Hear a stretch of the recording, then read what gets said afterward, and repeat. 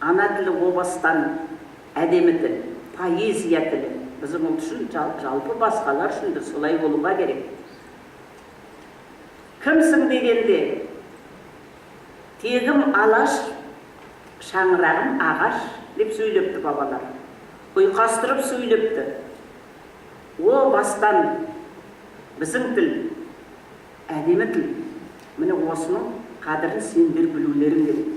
Және насихаттауларың керек. Бірнеше тілді үйреніп болғаннан кейінде, ана тілім қай деңгейде десеңдер, сендер оны жақсы білсеңдер, өзгелерден ақылдырақ боласыңдар. Өзгелерден батылырақ боласыңдар. Өзгелерден де сауатты боласыңдар, және өзгелерден құрметті боласыңдар. Менің сөзімді естеріңде сақтаңдар. Қазақтың жарқын болашағының ұлы мен қызы.